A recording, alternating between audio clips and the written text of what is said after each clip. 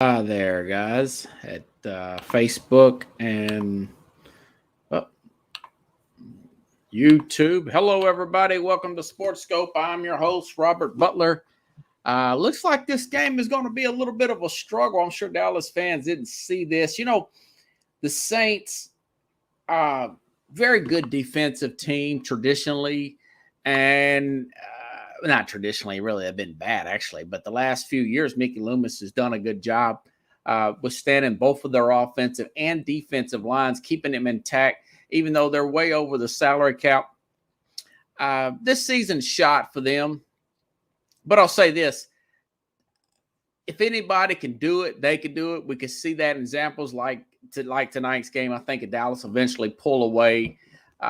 Just don't quite have the offensive efficiency there to stay with Dallas in this particular game in the second half. A lot of good games on this weekend, folks. We've got the college football conference championship games. I'll comment a little bit on that. Games to watch in the NFL, particularly. We've got one coming up Monday. I can't wait. I mean, I don't normally like to stay up really late on non-show days, but I'm probably going to watch this one to the very end. That Buffalo game, I think it's going to be a one-score game either way, but I'll talk about that here in a little bit. But first, how much is it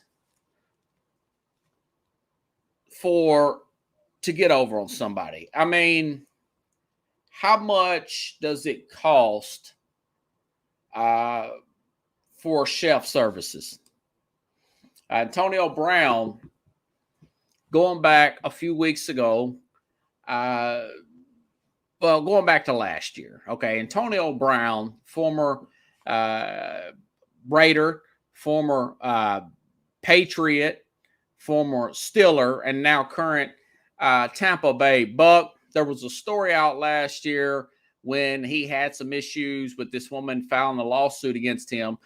A separate story that he has an issue about paying people for services and contractors, whatever, whether it be fish aquarium work, any kind of contract. And I talked about that when this vaccine thing came out with the cards and everything. And apparently a chef that he owes money, several $1,000s to, a few thousand, he stiffed this person on food and everything and prep or whatever.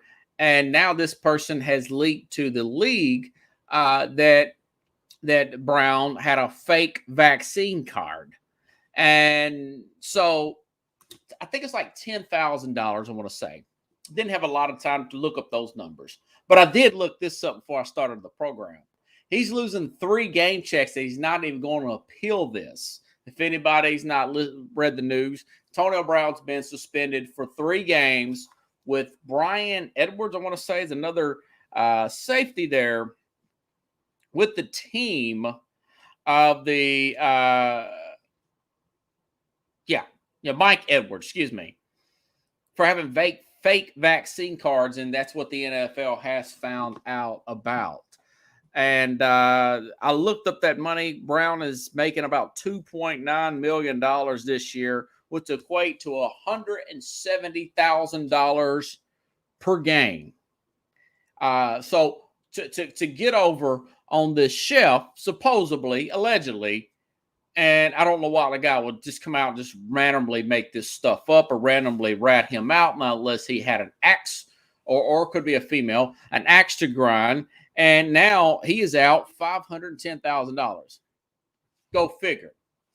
And I understand COVID's serious and everything, but I could not help to laugh at this particular story, folks, because if you would have said, what's the odds of someone having a fake vaccine card in the NFL? What's the odds, Pickles, of someone having a fake vaccination card in the NFL before the season starts? If we're talking summertime, who would be the favorite? If Adam Patman Jones was still in the league, a young Adam Jones, I would have said it was him because that's who he is. I mean, this guy's been doing shady stuff. He got in a lot of trouble, suspended for a whole season, just a whole rap sheet. But Antonio Brown would have been up there in the fake vaccine card business He would have been the odds-on favorite now that Adam Jones is essentially retired. Yeah, Terrell Owens. Pickle says Terrell Owens, Adam Jones, Vontaze Burfict. I think he was already suspended. I would have put him. Anybody from the Cincinnati Bengals. I don't know, 15 years ago. Anybody from the Raiders before Gruden got there. And maybe now even maybe at Richie Incognito, those type of guys. Fake vaccine cards. Pickle said Albert Haynesworth. Yes, fake vaccine card. That crowd, there's a lot of guys that's been in trouble multiple times on and off the field. Those are the kind of guys that might want to get checked out for the fake vaccine card. So not only did this Antonio Brown get in trouble for stiffing this shelf, now their safety is suspended too. And like I said, I think his name is Mike Edwards. He's not an all-pro or anything like that. But I just thought this was hilarious. I mean, if there's any lesson, don't try to get over on people. I believe in tipping. I believe in paying for a meal, even if it was awful. Just do the right thing, man. Because that karma is always going to come back your way. We might win the battle, but you won't win the war. And that's just the way I believe, man. But this is one of the funniest stories. I still think this team's going to be okay. He was going to be out 2 games anyways. He has not got fully healed up from his injury. He's going to be well rested. The Bucs are playing really well right now. I think they're starting to hit their stride. They're getting healthy on defense. So I don't think from a team standpoint, this is not going to kill their season or anything of that nature. They're pretty loaded at that position. I think he's going to be rested and they'll be ready to go. But this is Antonio Brown. This is who he is. And but I'm sure that behind closed doors that the team is laughing their butt off. I mean, that is so funny.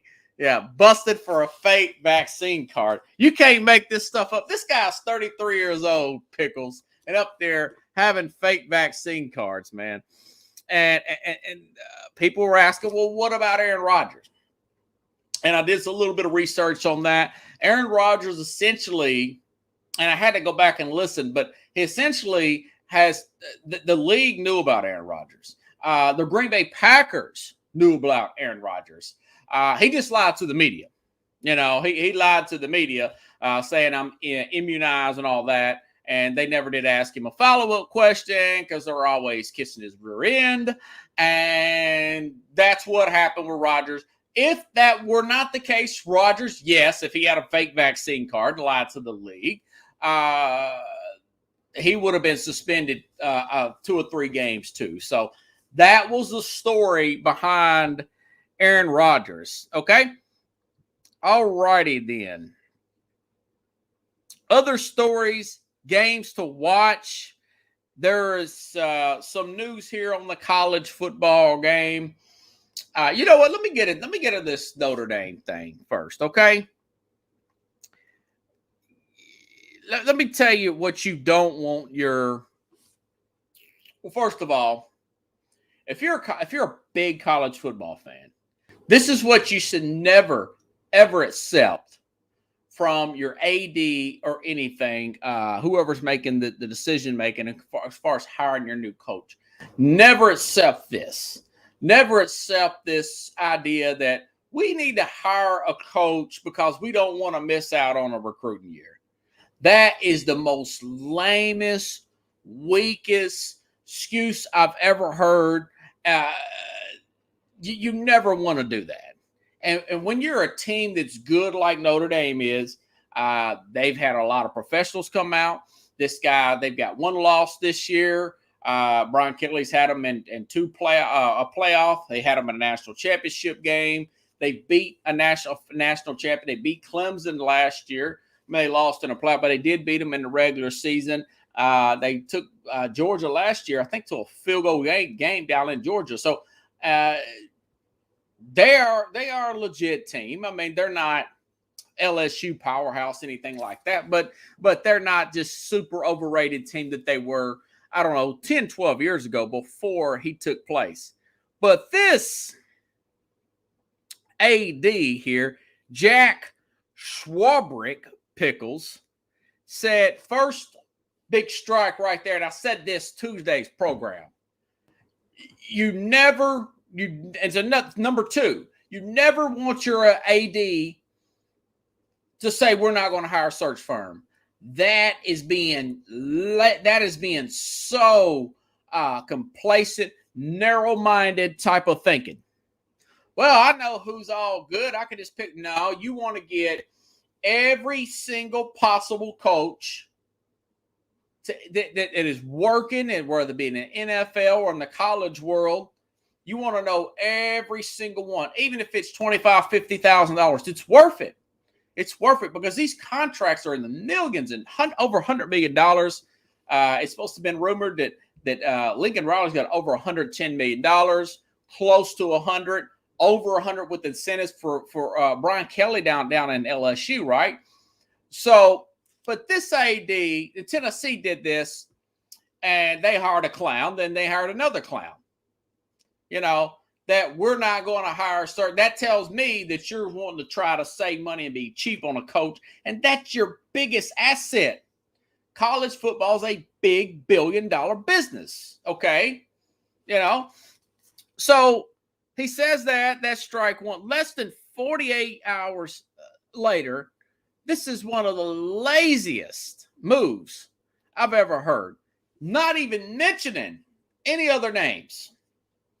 And everybody and their brother knows Luke Fickell, current Cincinnati coach, undefeated. They had one loss last year. Should be the number one candidate. I don't care what, if you go past recruiting and all that crap, you got to reach out to him and offer him as much money as you possibly can. First of all, and this is with your search firm, and in air quotes, is supposed to go out and find them, the one that you should hire. And I looked at this guy. He's older. He's old school. Man, if I'm a power to be there, I'm really hot. Man, that is a fireball offense. So they don't go after the search firm. You don't hear about nothing about Luke Fickell. This team has made a fortune because Kelly's having them in major bowl games, playoff, big games, bowl games, playoff appearances, and all that stuff. Left your program in really good shape. So this Jack Swarbrick is the guy I wouldn't hire for a dog catcher, this AD. So then he goes out and hires this 35-year-old assistant that is already in Marcus Freeman. Nothing against Marcus Freeman, former college player, been there 1 year as I think it's like a defensive coordinator or whatever.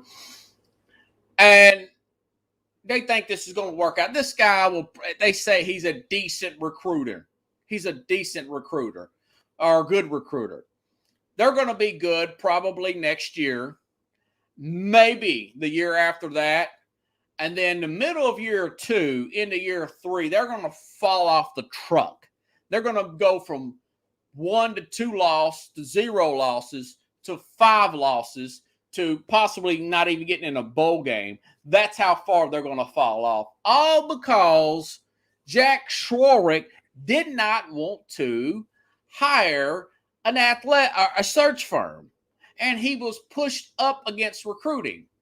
So you're going to buy this young guy out and go out and do this again, spend millions of dollars, just like I said.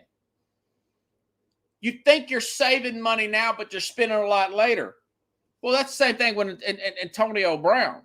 He thought he was saving like $10,000 by stiffing this shelf, but he's really out $490,000 for his 3-game suspension for doing the fake COVID cards. So this guy's going to save $25,000 to $50,000 and pay a multi-million-dollar buyout, Pickles. For this coach is not going to work. You say, why? I said, because there's a history of this. That's why. Each time, for instance, This is just a pro game, okay?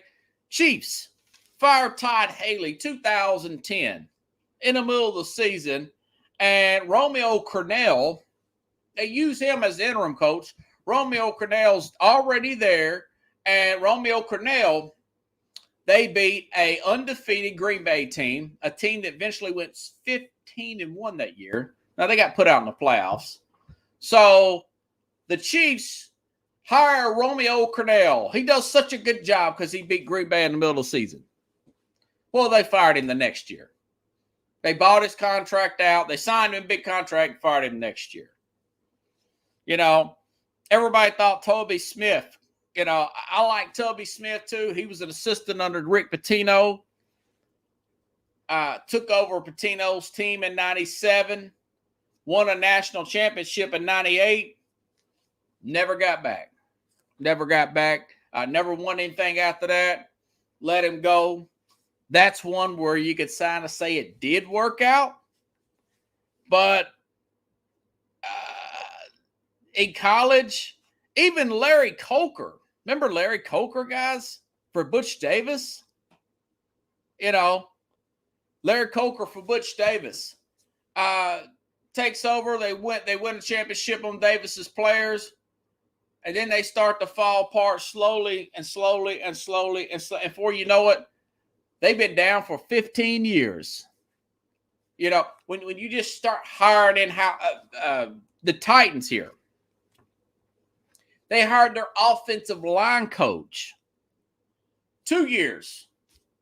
Fired Jeff Fisher in 2010. Hired their offensive line coach. 2 years later, was fired. Yeah, Larry Coker was fired.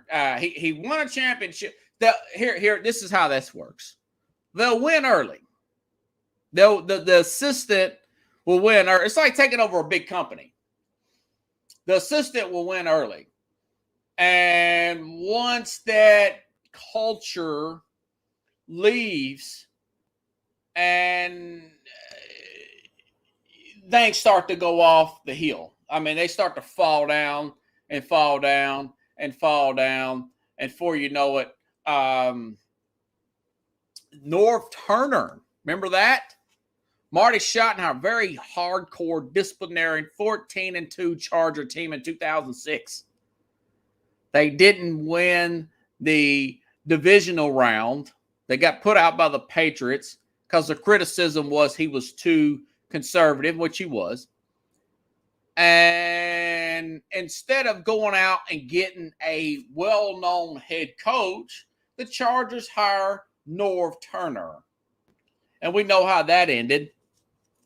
They had a decent offensive first year, and then after that, it was, of course, they never got back deep in the playoffs, but they just went worse and worse and worse and worse. You know, the hiring the in-house assistant never, you know, it works in business, but I can't see, even Ron Day, you know, he's got 2 losses on his record, and he was an assistant under Urban Meyer. And now you're starting to see a team getting blown off the ball. I wouldn't be surprised. Like I said, they do good early when the other coaches, players, they'll do well. But you'll see things start to erode and go downhill. But yeah, Coker was fired. You know, it's just, I don't know what these guys were thinking. That was a very lazy hire by that general manager. Yeah, Todd Haley was a mess. But then they hired Crennel, and then Crennel's like, man, do a search. And people were trying to push USC before they hired Todd. I think it was Lane Kiffin when they fired Lane Kiffin and put Ed Orgeron in there. And Orgeron already got fired from Ole Miss. And USC said, no, we're not going to do that. Orgeron goes to LSU. You know, he does it all on recruit. But this guy is not a very good X's and O coach. You know, a lot of these guys talk a big game, but it really comes down to it. You could tell who's a good coach and who is not over time. Bill Parcells, Wade Phillips. Want to go the opposite and go with Wade Phillips. They look good the first year because you still have that hand of Parcells. You put that Josh McDaniels in the Patriots, look pretty good the first year. And then that Bill Belichick hand starts to fall off. That culture starts to fall down. And then you'll see what kind of clown he is as a head coach. So bad hire, bad move by the Notre Dame. If you're a Notre Dame fan, this guy needs to retire or gets canned himself, if you ask me. So, anywho, so that is what it is. So I wanted to get that off my chest here. Speaking of college, we've got playoff scenarios coming up this week. I do think that I think Georgia's going to win. I think they're going to beat Alabama. I think they're going to get over the hump there. I don't think if they lose, they can still make the playoff because they've been so dominant. But I think this Georgia team, this is a different breed. This is a dominant team. This team has allowed 6.9 points a game, basically a touchdown a game, going against some really good offenses here. Historically good defense is going to get a lot of guys drafted on that defensive side of the ball. I do think that they're going to beat Alabama. Alabama's not going to make the playoff. And, another guy that's really due to turn things around, that really needed a good year, is the coach over there at Oklahoma State. Now, I think that they're going to win this week, but it's not going to be easy. I'm trying to figure out who they play. Baylor. They're 6-point favorites. They're against Baylor. I think they're going to win. I think they're going to end up sliding into that playoff. Michigan. Now, Michigan. I'll tell you what could happen, guys, and I'll answer that real quick here in a minute, Brian. But Michigan could be so excited about beating Ohio State first time in 8 years that they could possibly be flat against Iowa and lose. What's the precedent there is 2001, 20 years ago. Oh, man, time flies, Pickles. 20 years ago, December 2000. I was living in New York City, and University of Tennessee, first time ever, goes down to the Swamp, 17-point underdogs, plays their butt off. They beat Florida. I'm excited, high-fiving friends at work, on cloud nine. Very next week, SEC championship game, they lose to LSU. I was so devastated. It knocked Tennessee out of the championship game. Probably would have got mopped anyways by that great Hurricane team that Butch Davis built, that Coker held on for a few years. And then they went downhill. But this could happen to Michigan. I don't think it will. I think Harbaugh's going to have them ready, the defense, the running game. I think it's going to be close, but I think Michigan's going to win it, and they're going to end up getting in this playoff. So you're going to have Georgia, and I think Cincinnati will beat Houston. That's going to be a tough game. None of these are guarantees, except, I'm pretty confident Georgia's going to beat Alabama, but who knows? It's Alabama, right? Maybe Kirby Smart, he's scared of the old mentor there, Nick Saban. But as far as Oklahoma and Ridley, Lincoln Riley, Brian, if you get a chance to watch a program the other day, he's running from the SEC. He's wanting to do a new thing there. Oklahoma's coming to the SEC. Could be 2025. Could be sooner. He is, I think he's 1-3 counting bowl games against the SEC, and he didn't want to go through that gauntlet. But and they're 55th, I want to say, in total defense in the country, and you got to have an interior defensive line built up. The way he sees it, probably get some more players in USC. Won't have to go through the SEC gauntlet. I don't think that gamble's going to work out. because my thing is, and more often than not, if you're battle tested in the SEC, once you get in the playoff and get in the championship round, you're going to sell and win because you're already battle tested. Your players are battle tested. So I don't think it's going to work out. I think he's going to put some first round picks. He's going to get another Heisman Trophy. Same stuff he did in Oklahoma. It's not a player thing. It's not a player thing. And I could be wrong here. But if you want to get away and not have to deal with the SEC, my point on Tuesday's program was, Lincoln Riley, why don't you just wait another year? The Rams could come open. The Chargers could come open. Seattle may come open this year. You could take one of those games. Work with Russell Wilson. Look what Cliff Kingsbury did with your player, Kyler Murray. Took him and use your system, a similar system to what he does, and get you a good GM that knows defense, get you a good defensive guy. A lot easier to build defense in the NFL than his college. You can just draft the players. You don't have to recruit them. So, that's what I would have recommended for Riley to do. The guy's 38 years old. He's younger than me. If it didn't work out, he'll go back to college and get a job. They'll be waiting on him. They would be waiting on him. But he didn't do that. And, Iowa, going back to that, Ron says something about Iowa. We'll see. But I do think that Iowa, they're very well coached by friends, good running game. Michigan's going to have it together. That game's going to be close. And we'll see what happens. Yeah, Murray's supposed to be back with Hopkins. They're practicing lightly this week. So those are my thoughts on the college game there, guys. What games to watch in the NFL? Well, I'll tell you what. Tua Tagovailoa he's surging right now. There's a lot of talk about the Patriots running off with everything. I mean, your national media folks, your get-ups of the world, your Mike Greenbergs of the world. I just think that people think the Patriots are going to just run off at everything. And I'm looking at their schedule. They still got to play at Miami. And Miami beat them in week 1. I know it was week 1. But I think that Tua has had a completion percentage close to 90%.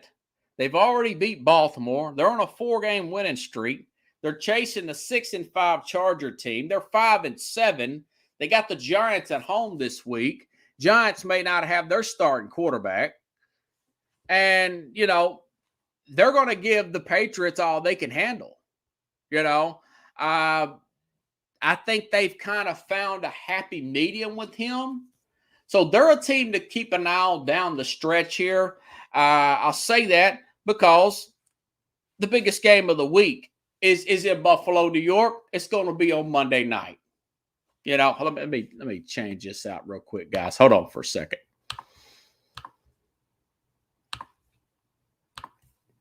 So, yeah, Buffalo, they're at home. They're 2.5-point favorites over this Patriot team. On Monday night, Buffalo played last Thursday, a week from today, guys. They're getting the extra day off, and they're playing on Monday night.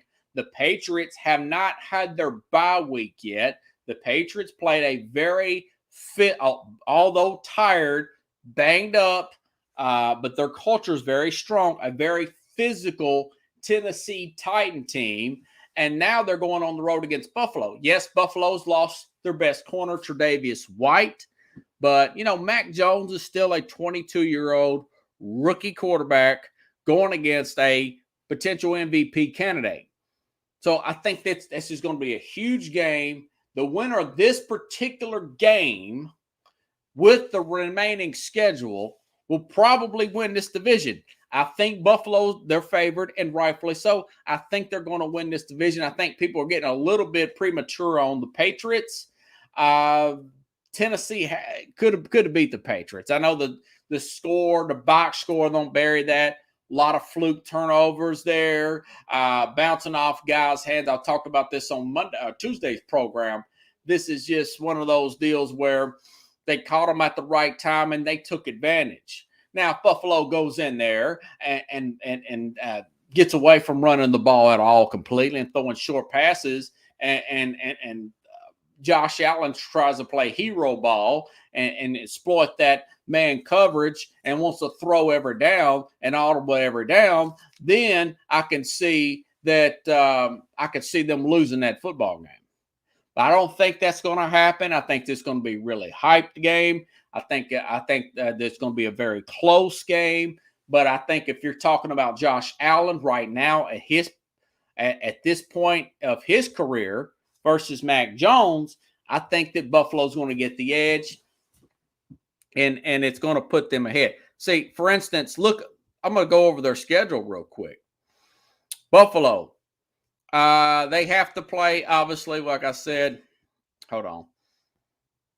They're playing against the Patriots. I think they win this on Monday night. Then they got a short week at Tampa. I think Tampa will probably win that one. But then after that, so if they beat the Patriots, what I expect them to be, they will be even in the win-loss column with the Patriots, but they'll hold the tiebreaker. But I expect them to lose this Tampa game after this. Then they got Carolina at home. Then they play at New England. But then they end the season 2 home games, one against Atlanta, a fading Atlanta team, and then the other one against the Jets. So even if they lose the next 2 games, one against at New England and against Tampa, but look who New England's got to play. They got their bye week, but they got to play at Indianapolis. Then they got to play at Miami. So this could come down to tiebreaker. Of course, the other games against Jacksonville. So you look at the 2 losses there, and you're talking splitting, and they're looking into divisions. Miami could beat them. My thing is Miami could and possibly will beat this Patriot team. Now, if the Patriots win at Buffalo, all bets are off. It's going to be exciting. I think Buffalo's going to edge them out, but it's going to be a very exciting games. And last 4 games, last 5 games to follow this season. It's going to be one of the most interesting races, divisional race. This with the Tennessee and the Colts race in the AFC South. The Colts are going to be at home. That's the thing. The Colts will be at home against New England that game. So the New England's next 3 games are Buffalo bye week, at Indy, and then Buffalo at home. If you're in Indianapolis and you're playing the Patriots at home, remember, Frank Wright was the offensive coordinator when the Eagles beat the Patriots in the Super Bowl. Remember, he was that offensive coordinator for that Patriot team to beat them. If I'm Frank Wright, I'm just telling Carson Wentz, don't lose this game. We're going to run the ball. We're going to throw the ball short. We're going to make this young kid drive the ball and see how good they can run the ball, because we're not going to make those mistakes. Now, the way Carson Wentz has played the last few weeks, he is out to make those big mistakes, So they could potentially lose that game even after a bye week. Belichick after a bye week is pretty good. But listen, guys, this is on the road. Those on-the-road games for Mac Jones are very close. We had a 2-point game against Houston, even though their whole offensive line was out. It was a very close game against the LA Charger games. That game was very competitive late. They got to play at Miami down the stretch. So I'm not ready to put the Patriots. I'm not ready to crown them like my man from Arizona said. I forgot his name now. I can see his face. Dennis Green said, the former coach of the Arizona Cardinals, talking about the Chicago Bears back in 2006. If you're ready to crown their rear end, crown their rear end. We are who they thought they were, and we let them off the hook. It was really funny. He was talking about the Chicago Bears that year, but the truth of the matter is, Coach Green, looking back on that Bear team didn't make it to the Super Bowl. They lost to the Colts that year, but they did make it to the Super Bowl that year. But, if the Patriots pull this off, if they can sweep Buffalo, even if they did lose to Indy and Miami, they're going to win the division. It would be amazing to beat an MVP candidate and a team that went to the AFC Championship game prior to that. Now, if you look at their run defense, sometimes it has a tendency to play bad. The Buffalo Bills, and other times it could be top notch. It could be one of the best run defenses in the league. If they find a way to exploit that, they being the Patriots, then all bets are off. But I'm confident in my picks, and that is going to be a great game. Speaking of great games, Pittsburgh, Baltimore. Pittsburgh totally blown out last week, 41-10. I was reading this off of SteelersNow.com. That was the tied for the worst loss of the Mike Tomlin era for the Pittsburgh Steelers. They just don't match up with those receivers for Cincinnati.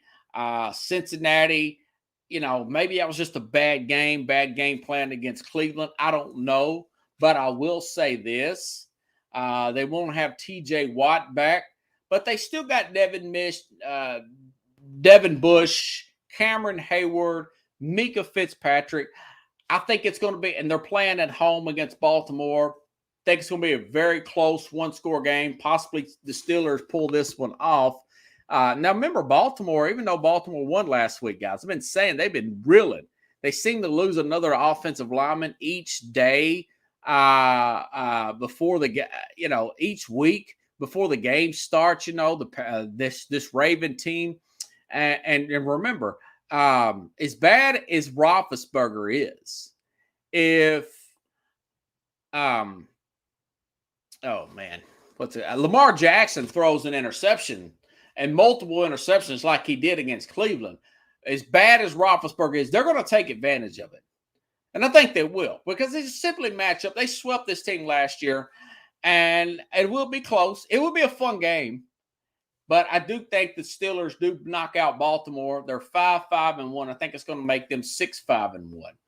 So the way these games are, and of course, if Baltimore wins, then it knocks down the Steelers on another mark, and it makes this 5-7, which I think they're going to be 6-7 after this week. This Tua-led Miami team, which defense is playing really sharp right now. Waddle's playing really well as a rookie there, and the chemistry there. They finally found a good package for him. They're going to be in the hunt. They got down to 7 losses, and like you all, I completely wrote off Miami, but Miami's pretty hot right now, and you really can't pencil in Denver. You can't really pencil in this Charger team, who has a problem, which lost last week. I said they would. They have a problem stopping the run. Well, the weather's changing right now. You're going to be able to run the ball on this Charger team. So that game's going to be big. Keep an eye out for Miami. They're going to be interested. But anyways, try to see if I had any more notes here, guys. But yeah. Like I said about Jim Harbaugh, he just made some good moves. He could possibly, going back to that awful hire, that in-house hire by Notre Dame, which I predict to be over with in about less than 3 years. Same situation with Ryan Day. This could be a situation where he just kind of hung on a little. He's done a good job hanging on the players. Could possibly this be a turning point between Michigan and Ohio State? We're going to find out in recruiting, going back to that, where possibly Jim Harbaugh can turn this thing around. That's a little premature. It's just one win, but it's something to watch since we've got some of the early signing day coming up, or commitments and everything, signing period here in the next few weeks. So that's a sort of situation I'm going to monitor as well and see how that plays out. So as far as tonight, again, I think Dallas is going to Tomlin said there should be. I think you can lay 3 years at Ben's feet. Yeah, And again, Pittsburgh, there's been rumor that it's not really a rumor. I mean, Aaron Rodgers has kind of made some comments that he would like to play for Tomlin and the Steelers on the Pat McAfee show. Today's his birthday. He's 38 years old. I made this, he's 38 and you're paying him $38 million. He's played pretty well considering he's got that toe issue and everything that's happened with Rodgers. And he blew off training camp.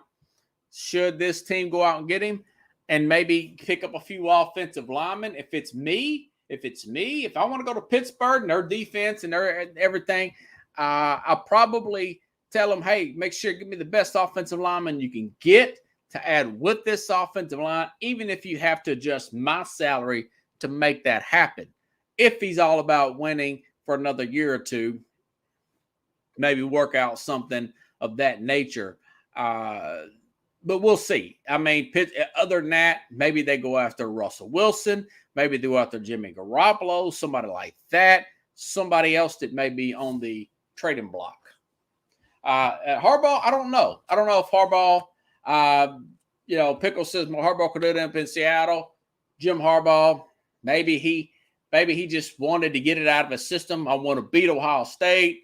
I'm tired of all these transfer rules. I came here. We beat Ohio State. We beat Penn State. We beat Wisconsin. We should have beat Michigan. We're going to get into the playoff possibly if we beat Iowa. My work here is done. I laid a good foundation. Now I'm going to go back to NFL and try to win a Super Bowl. Possibly, Pickles. And it says possibly go up to Seattle. I don't know. I think he really likes the college game. He seemed really motivated this year. It looks like he's lost 15 or 20 pounds. He's made a lot of adjustments. Get out on top. It took long enough. Yeah, that's true, Brian. I thought he was done. So, all right, guys, that's all I got tonight. Got a lot of traffic issues, but it's all good. Got on here. And I always feel good after talking to you all about the upcoming sports weekend. If you like the show, share the show.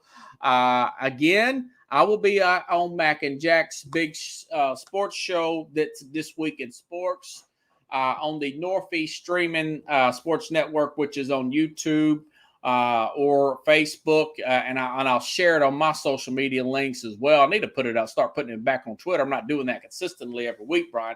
I come on there about 7:30 a.m. Central Time for about 30 minutes. We'll talk about some of this stuff and everything else, guys. We'll get back to watching Dallas and New Orleans. And if you want to contribute to the show, you can use the ZELLE app. And my email is the word sports, the word scope with another S with the K at gmail.com. Have a good night, everybody.